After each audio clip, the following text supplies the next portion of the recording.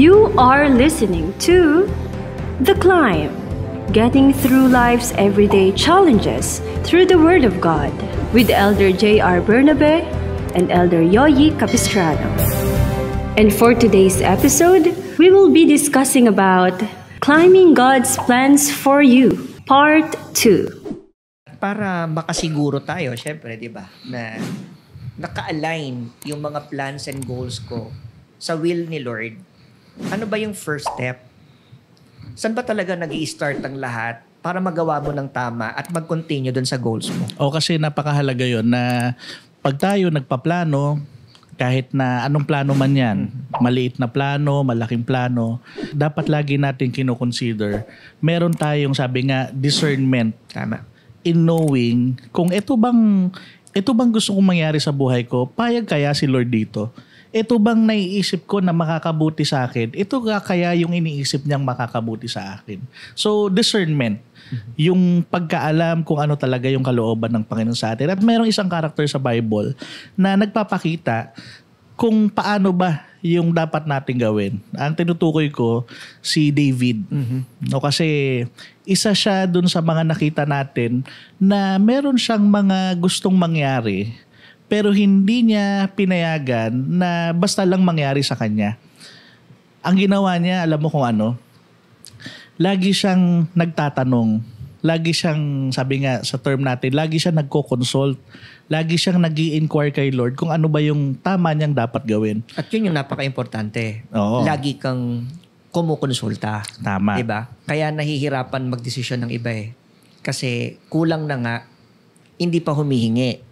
Diba? Sabi din sa Bible, kung nagkukulang ka ng wisdom, knowledge, humingi ka. So yung tungkol kay David, pakikwento mo nga yung iba pang bagay. Bago ko ituloy yung kwento, dun sa James chapter 1 verse 5, sabi doon, if any of you lack wisdom, you should ask God, who gives generously to all without finding fault, and it will be given to you. So paano mo malalaman, ito bang gusto kong mangyari sa buhay ko? Will ba to ni Lord o hindi? So first thing, magtanong ka. Magtanong ka. Pag nagtanong ka, sasagutin ka. Yun yung ginawa ni David. Nung nalaman niya na papunta yung mga Philistines, yung grupo na kinabibilangan ni Goliath, bago niya labanan, eto hindi aware ang madami. Hindi aware ang madami tungkol dito. Bago niya labanan si Goliath, nag-consult muna siya kay Lord. Nag-consult siya sa Diyos. Tinanong niya, Panginoon, lalabanan ko ba to o hindi? Plano kong labanan pero ito ba kalooban mo o hindi? So sumagot Panginoon sa kanya. Sabi sa kanya, sige, labanan mo. So pagbalik niya doon sa mga kasama niya, kahit sila against doon sa balak gawin ni David, sabi ng mga kasama niya, wag, masyadong malakas, hindi mo kakayanin yan. Masyadong Oo. So, siyempre, bata pa si David. Bata pa siya. And alam naman natin yung height difference nila, no? So, pwedeng sabihin natin, baka nagkaroon ng sense of fear, nagkaroon ng doubts si David. Ano ginawa niya? Katulad nung sabi natin kanina, he consulted again. Nagtanong ulit siya, Panginoon, malakas yung kalabang ko eh. Tutuloy ko ba? Lalabanan ko ba? Nag-respond ng Panginoon, sabi, sige, labanan mo. Atakihin niyo yung mga Philistines. Labanan niyo yung mga Philistines. At ang naging result nun, naging matagumpay siya. Naging successful siya. Napakagandang storya nun.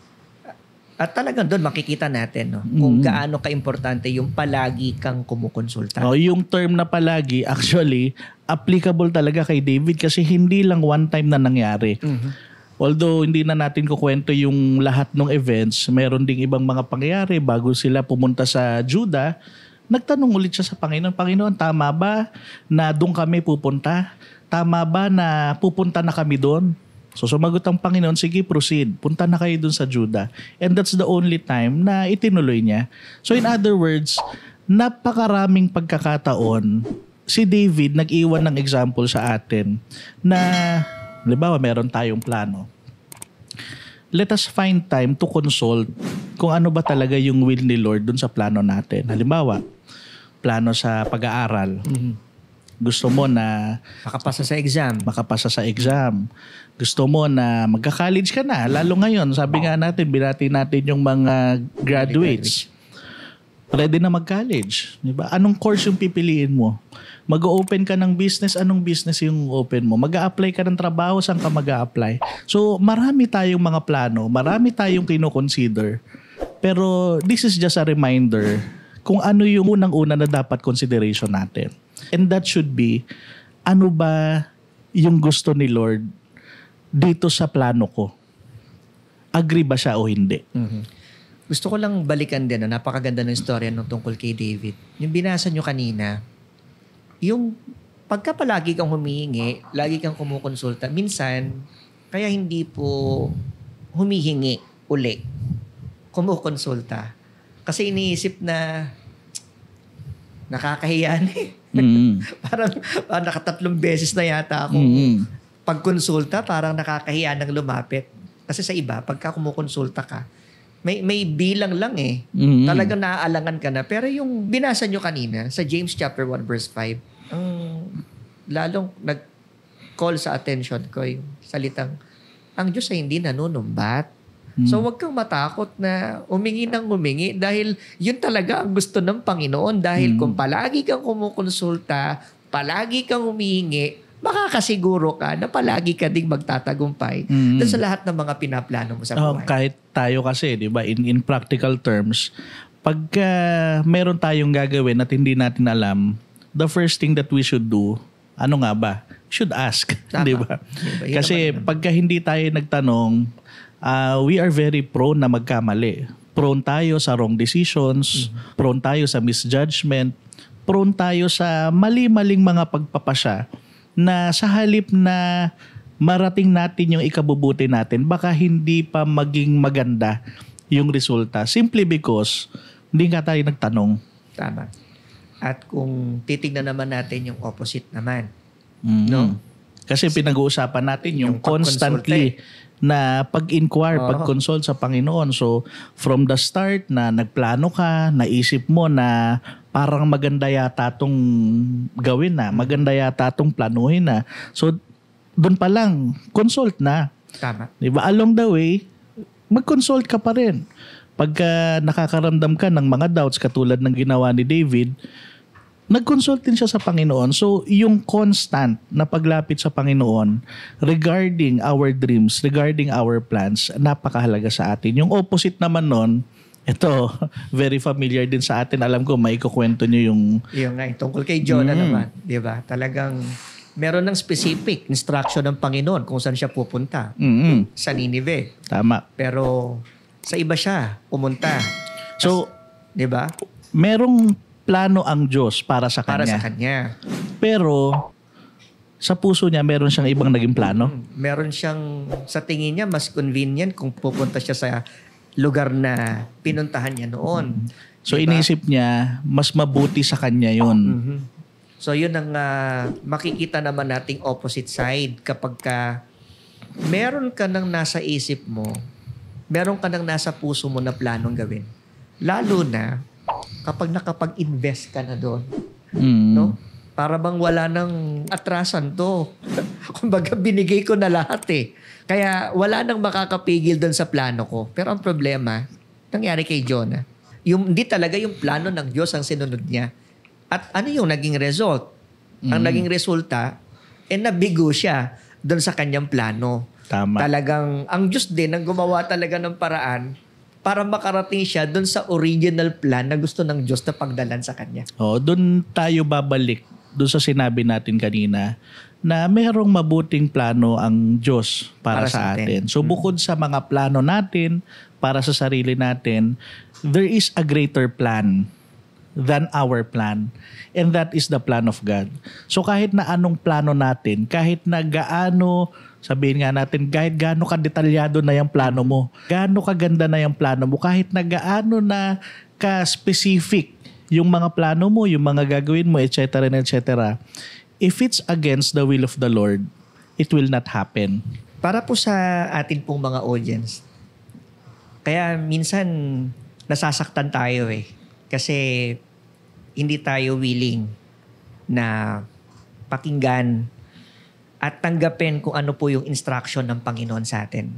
Pero kapag ginawa talaga natin, pinakinggan natin, sinunod natin, makikita natin yung ginhawa eh. Magbe-benefit tayong lahat sa napakagandang dulot nung pagsunod natin sa direksyon ng Panginoon. So, pwede nating sabihin na through this verse, no, tinatry tayong mailayo dun sa mga disappointments, tinatry tayong mailayo dun sa mga pagkakataon na mag-doubt tayo dun sa mga kakayahan natin simply because hindi natin naabot yung pangarap natin eh. Kasi mahirap naman talaga na magplano ka. Sabi nyo nga kanina, mag-invest ka na dun sa plano mo na yun. Ibig sabihin, naghintay ka na ng matagal. Binigay mo na lahat. Nag-effort ka na, ginawa mo na lahat ng paraan.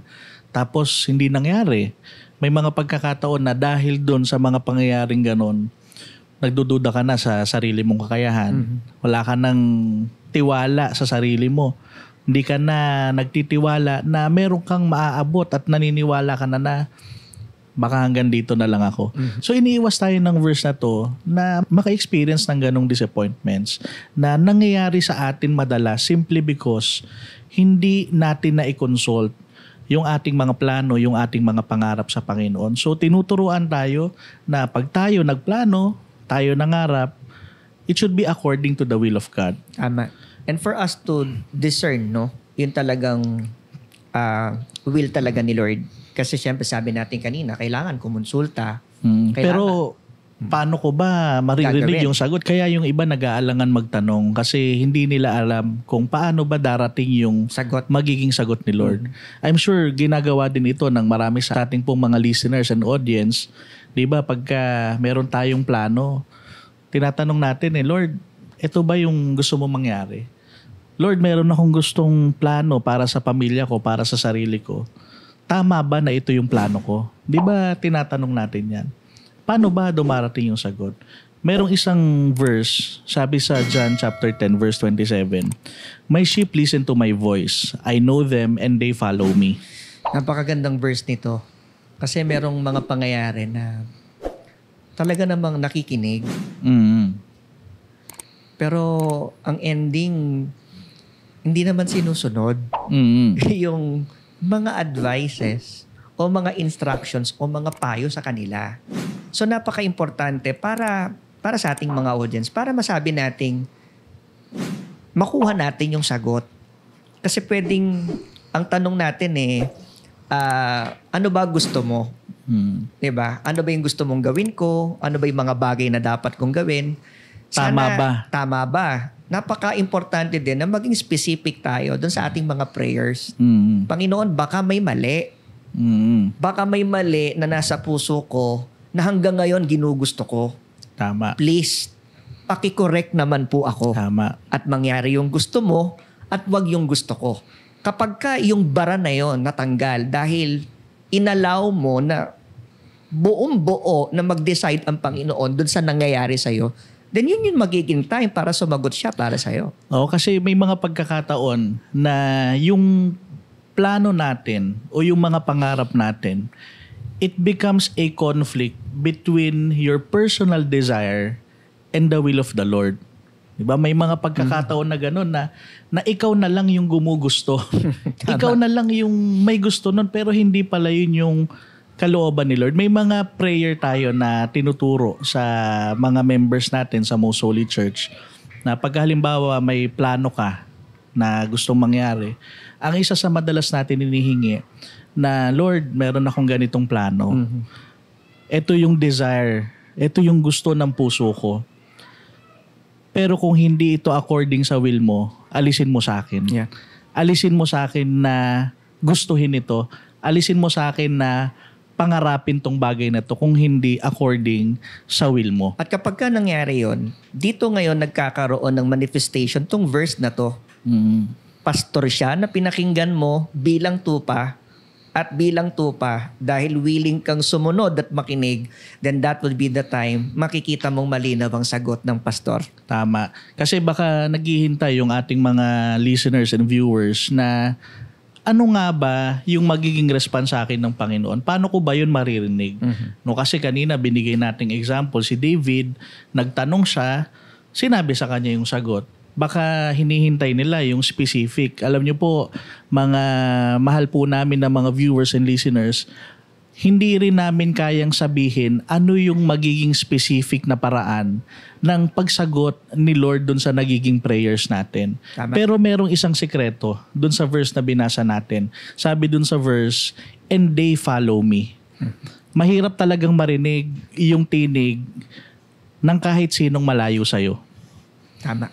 Kaya ang isang sekreto, we should draw closer to God. Lumapit tayo ng lumapit, manalangin tayo ng manalangin. Bukod doon, syempre yung willingness natin talaga to serve Him, na ma-maintain natin yung close relationship sa ating Panginoon. Tama. At bukod doon, nakikita ko rin na pwede nating may advice din sa kanila. May mga kasama na tayo loved Tama. ones natin na na-experience na yung situation mo, na na-experience mo ngayon, may mga nauna na sa atin na na-experience na yung sitwasyon mo. Oo, kasi may mga pagkakataon na yung answer pala sinasabi na hindi natin Hindi naririnig. nakikita. Pwedeng through prayer, through different events na nangyayari sa'yo, kailangan very observant ka Baka kaya parang ang hirap-hirap marating, baka hindi talaga yun yung plano sa'yo. Tama. Pwede rin namang through scriptures, sa pamamagitan ng pagbabasa natin ng Bible, makikita natin yung will ng Panginoon. Pwede rin naman na sa pamamagitan ng counseling from others, sila yung magsalita kung ano yung gusto ng Diyos na mangyari sa buhay natin. Kasi hindi limitado ang Diyos. Tama. Kasi hindi naman directly sasagot ang Panginoon na maririnig mo yung boses niya. So gumagamit talaga siya ng mga pangyayari. Gumagamit siya ng mga instruments. Pwedeng loved ones yan, pwedeng colleagues yan, friends mo yan. At meron tayong mga kasangkapang pastor din na nandyan para Tama. mag-advise sa atin. At hindi dapat na matakot na baka kasi isipin, baka magkamali ako ng dinig. Baka iba yung maging interpretation ko. Again, babalik po tayo doon sa point natin kanina. If you are closer to God, hindi ka mamamali ng mapapakinggan. Amen. Kung ano yung magiging laman ng kalooban mo at that point in time, pwedeng through events, yung basa mo dun sa mga sitwasyon na nangyayari, pwedeng yung nag-advise sa'yo, nagpayo sa'yo, pwedeng yung nabasa mo sa Bible. If you are really close to God, hindi ka mamamali ng interpretation. So aside sa pagkakaroon ng plano, aside sa pagkakaroon ng pangarap, one thing na ipinapayo sa atin ng usapan natin na to, lumapit tayo sa Panginoon. And that will establish our plans. Lord, una po sa lahat ay gusto namin magpasalamat sa iyo dahil binigyan mo kami ng chance na minsan pa matuto kami sa pamamagitan po ng iyong mga salita ay madagdagan kami ng wisdom tungkol po sa mga bagay na aming mga pinapangarap, sa aming mga plano at mga goals po namin sa buhay na ito. At patuloy namin hinihiling sa iyo, lalong-lalo na po para po sa aming mga listeners at sa aming viewers, patuloy mong i-bless sa amin ng discernment ang makita naming maliwanag kung ano ang kalooban na iniukol mo para sa amin. Makita namin kung ano ang mabuting plano mo sa aming buhay. Magkagayon ay hindi po kami maligaw sa aming mga pagpapasya, hindi kami magkamali ng aming mga decision making, kundi bagkus sa pamagitan po ng paggabay ng iyong mga salita ay magkaroon kami ng mabuting plano na hindi laban sa iyong kalooban, kundi mga plano na ayon sa iyong kalooban at tiyak na magkakaroon ng mga katuparan. Patuloy namin hinihiling sa iyo na gabayan mo ang mga viewers namin at mga listeners sa kanilang mga pangarap. Patuloy mo pa silang palakasin sa kanilang mga kalooban. Ito po ang aming hinihiling sa pangalan mong Kristo Jesus na aming tagapagligtas. Amen. Aakyat ka ba o aakyat ka pa? Thank you for being part of our discussion. To know more about us, you may follow our social media pages. On Facebook, search for MHC Media Facebook page. On YouTube, search for the Most Holy Church YouTube channel. Let us continue to be inspired by the Word of God. Every Sunday, 7 o'clock in the evening, only here in The Climb.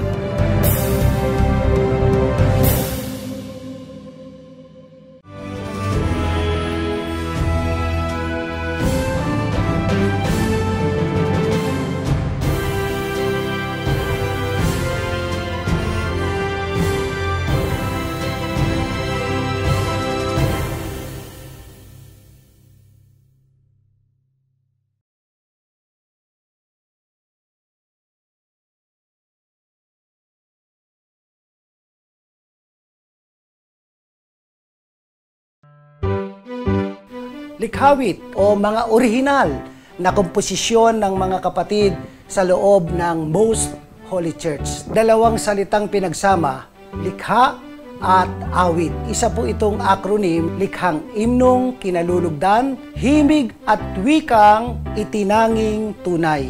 Isa po sa napakabisang paraan na itinuturo sa atin na magpaalalahanan at magpatibayan sa pamamagitan po ng mga imno at salmo at mga awiting ukol sa Espiritu. Dahil sa nakitang kapangyarihang taglay nito, ang paggawa po ng likhawit sa kabanal-banalang iglesia ay naging isang mahalagang gampanin na po ito na nagpapasigla at nagpapatibay sa buong iglesia. Kaya isa ng ganap na ministeryo. Himno at salmo, awiting ukol sa Espiritu. Likhawit, likhang imnong kinalulugdan, himig at wikang itinanging tunay.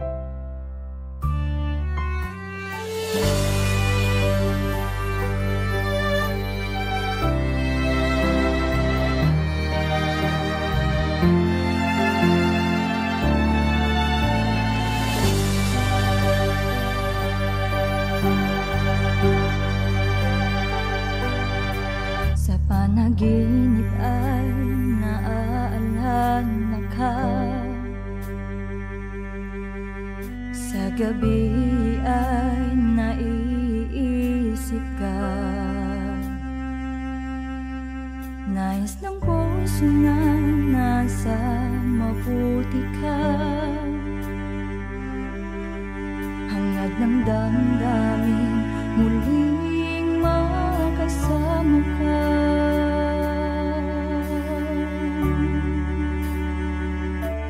Naglilingkod na pupuri, umaahawit sa lahat ng oras, panahon, araw at gabi. Kasama kang patuloy na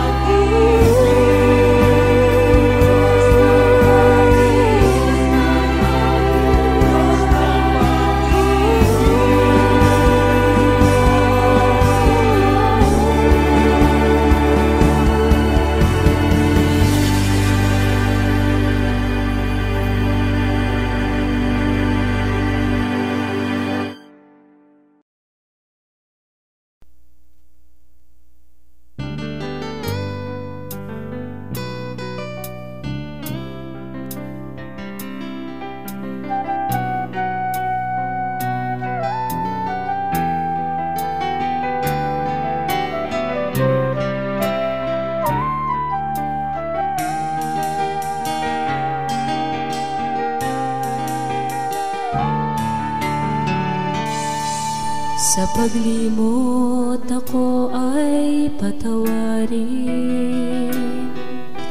dala ng aking mga suliranin. Pangako ngayon ay gagawin lahat ng iyong naisip. Sakit na ating angkin, kanyang pinagagaling. Ano ba ating hiling? Ito ay ating tatanggapin. Narito ako, pag-utusan mo. Tanging ikaw ang buhay ko. Marapatin mo nawa ako na makapaglingkod ng tapat sa'yo.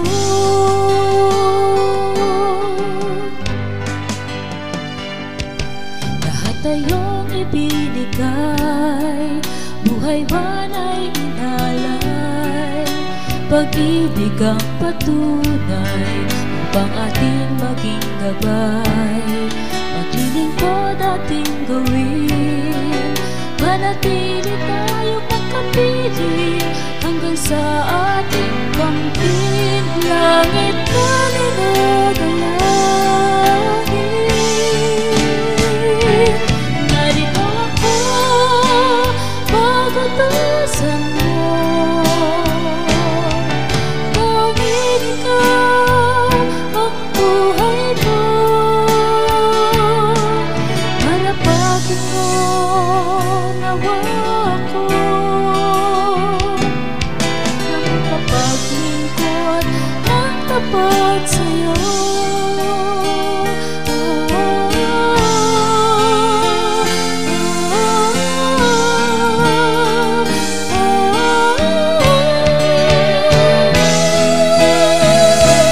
Narito ako, pag-utusan mo. Tanging ikaw ang buhay ko. Marapatin mo nawa ako na makapaglingkod ng tapat sa'yo. Ikaw ang buhay ko.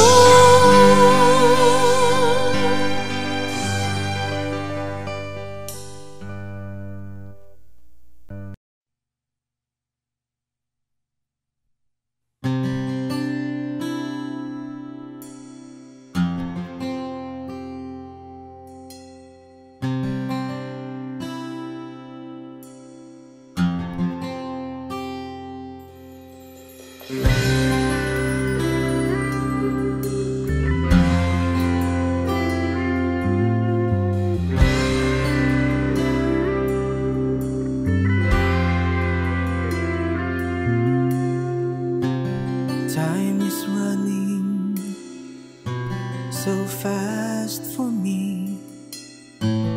Didn't know where my life could be.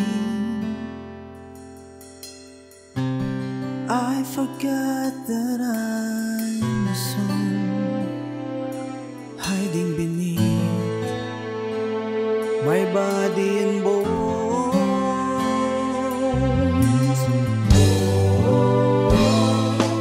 I don't want to waste my chance. Oh Lord, give me your guidance. I want to come back home. There's a home of love and peaceful living, a holy place wherein my soul belongs. I realized my faults and thoughts that were so wrong. my life in my own ways and reasons. I want to come back home. I want to come back home.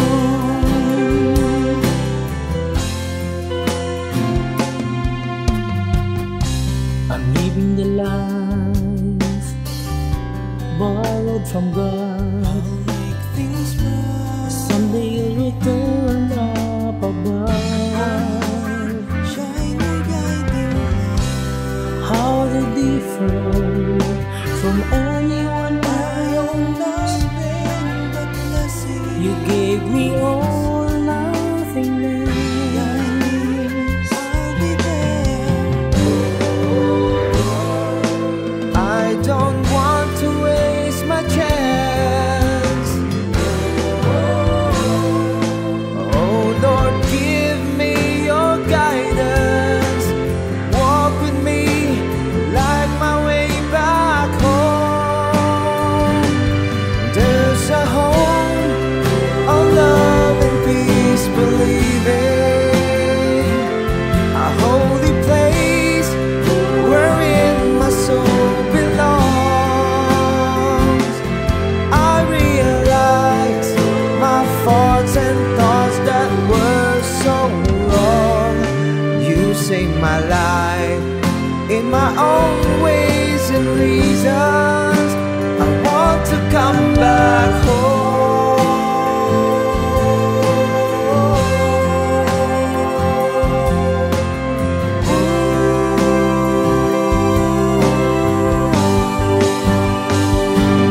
Father, please hear my prayer, and please accept me once again. Forgive me, 'cause I was lost. I want to come back home. I want to come back home.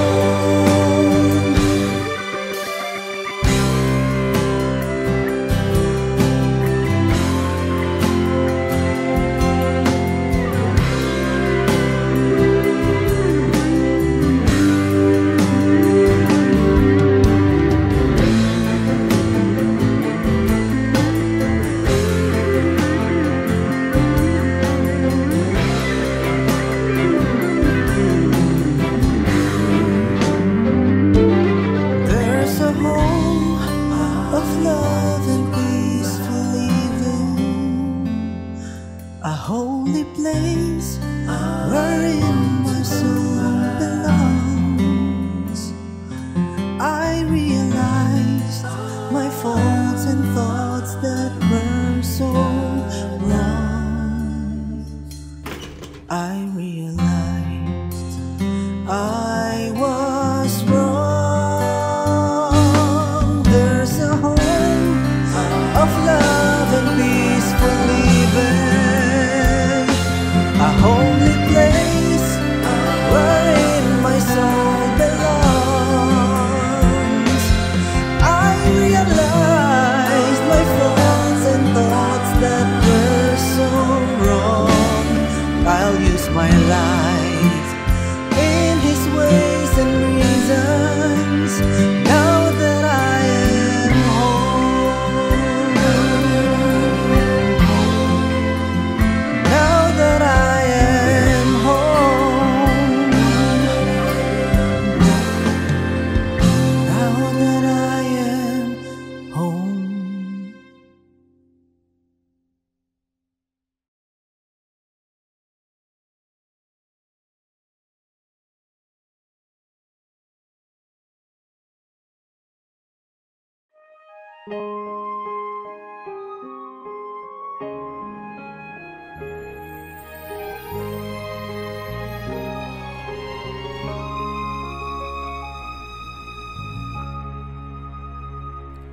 Naririto akong hamak na alipin mo, humaharap na. Makasalanan sa'yo sumasamo. pakalinisin mo at bihisan ng dakilang kalwalhatian mo. Nangangako maglilingkod sa tahanan mo, ihahandog buhay at lakas na bigay mo, sisikapin. Masunod ang nais mo, ang maglingkod sa'yo, ang siyang maging buhay ko. Naririto, ako'y humaharap sa'yo, pilit iniaabot ang kamay ko. Lumuluhod at nagmamakaawa, sana ako'y pakalinisin mo at ibilang tanggapin na anak mo ang samo ko, ako'y linisin mo.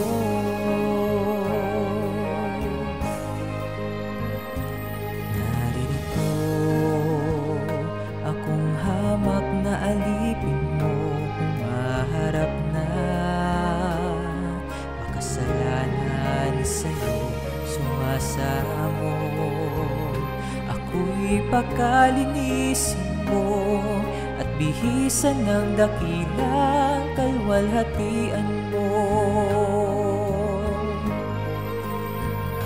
Nangangako maglilingkod sa tahanan mo, ihahandog buhay at lakas na bigay mo, sisikapin. Masunod ang nais mo, ang maglingkod sa'yo, ang siyang maging buhay ko. Naririto, ako'y humaharap sa'yo, pilit iniaabot ang kamay ko. Lumuluhod at nagmamakaawa, sana ako'y pakalinisin mo at ibilang tanggapin na anak mo ang samo ko, ako'y linisin mo.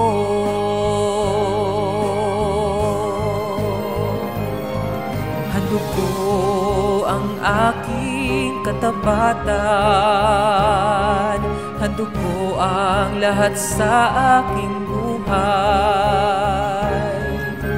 Ama, tulungan mo ako sa pangako kong ito, upang ako'y walang hanggang makatahan sa piling mo.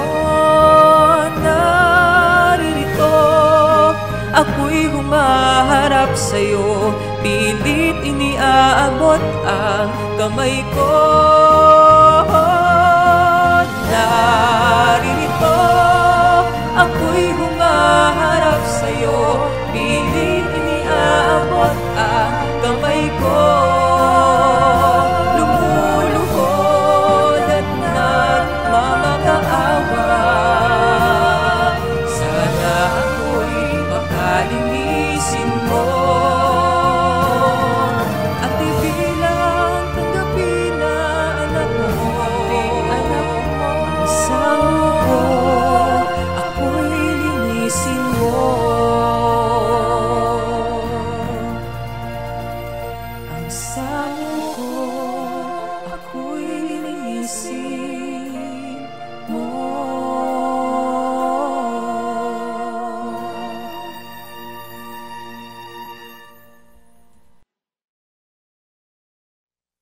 Bakit ba kayo magbabagal? Lagi ka na lang bumabala! Bakit ba? Gusto mo malaman kung bakit nagkakaganito ako? Kung bakit nararamdaman ko ito? Bakit ito ka? Wala kang respeto! Iyan bang talungtunan mo sa magsawa mo sa babarkada mo?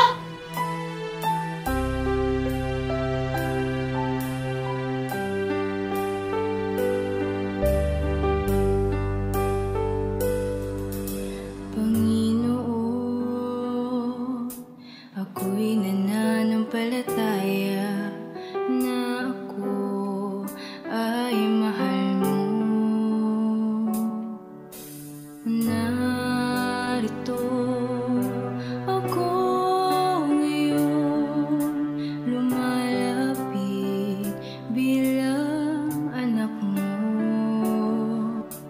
Tinatanggap kita sa aking buhay na wala alinlangan. Patawarin mo ako sa lahat ng aking kakulangan at kasalanan.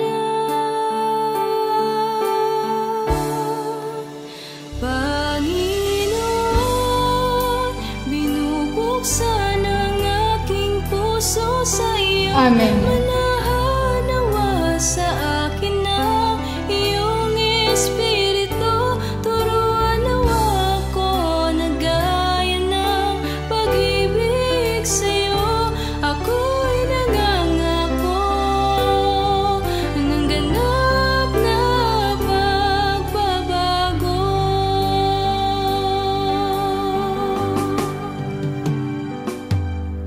Ako ngayon ay buong pagtatapat na nangangako mula ngayon ipaglilingkod ang buhay ko.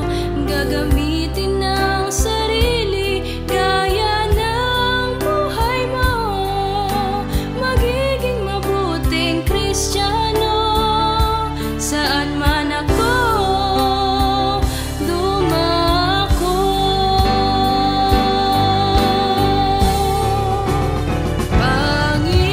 Panginoon, binubuksan ang aking puso sa iyo. Manahanawa sa akin ang iyong Espiritu. Turuan nawa ako na gaya ng pag-ibig sa'yo. Ako'y nangangako ng ganap na pagbabago.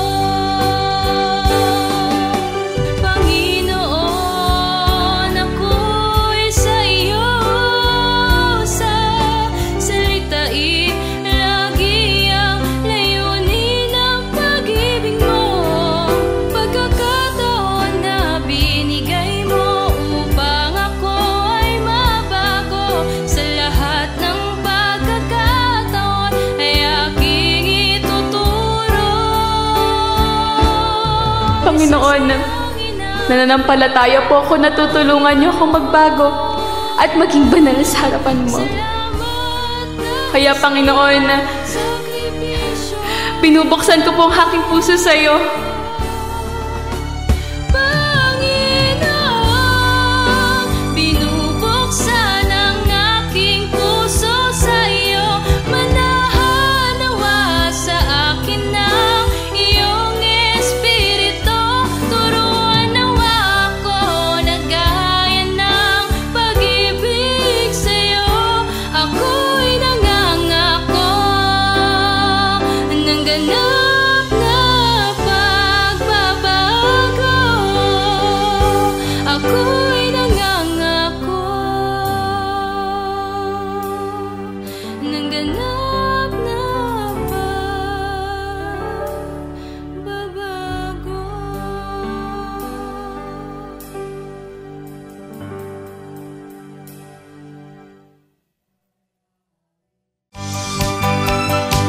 Maraming salamat po sa inyong pagtangkilik sa palatuntunang ito ng Kabanal-Banalang Iglesia ng Diyos kay Cristo Jesus. Kung nais po ninyong mapanood ang iba pa naming programa at upang lubos po ninyong makilala ang Kabanal-Banalang Iglesia ng Diyos kay Cristo Jesus, mag-subscribe sa ating YouTube channel na The Most Holy Church. Bisitahin ang aming Facebook page na MHC Media. At bisitahin ang ating official website na www.mostholychurch.com. Maraming salamat po.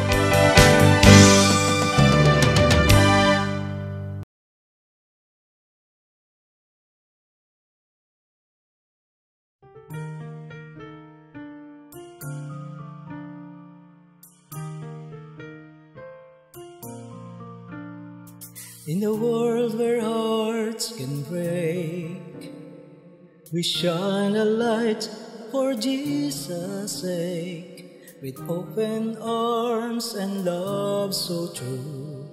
In Christ's name, we care for you.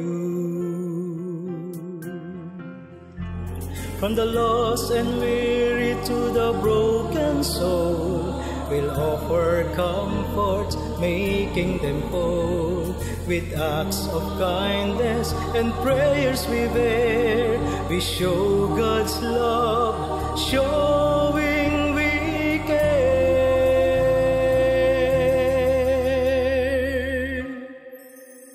We care in Jesus' name. We share His love and grace beyond compare. Together we'll spread His light, you'll see. We care in Jesus' name. We share His love and grace beyond compare. Together we'll spread His light, you'll see. For in our hearts Christ's love sets us free. World evangelization, Christ agape, redeems everyone. From the lost and weary to the broken soul, we'll offer comfort, making them whole. With acts of kindness and prayers we bear, we show God's love, showing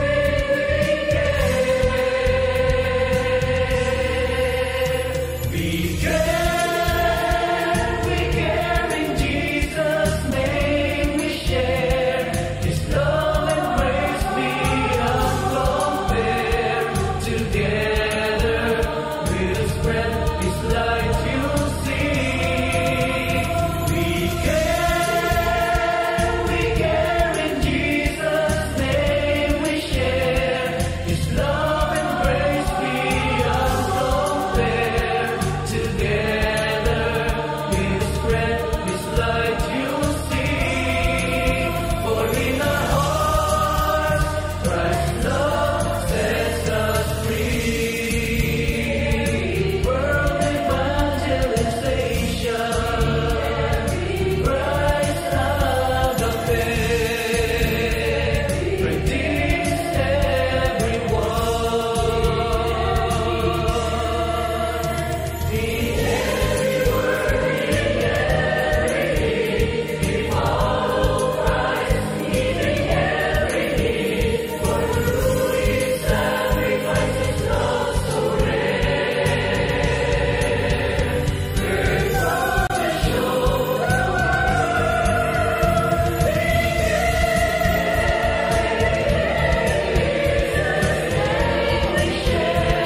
His love and grace beyond compare. Together we'll spread His light, you'll see.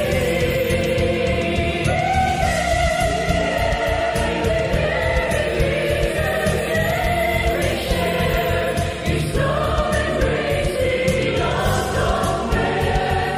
Together we'll spread His light, you'll see. For in our hearts Christ's love sets us free. So let His love light every day. In everything we do and say, with open hearts this message we bear. For it is Church, let there be no delay. Now is the acceptable time. Now is the time of salvation. Let us proclaim the message of salvation to many nations, races, languages, and even kings. Because we care, let us evangelize the world.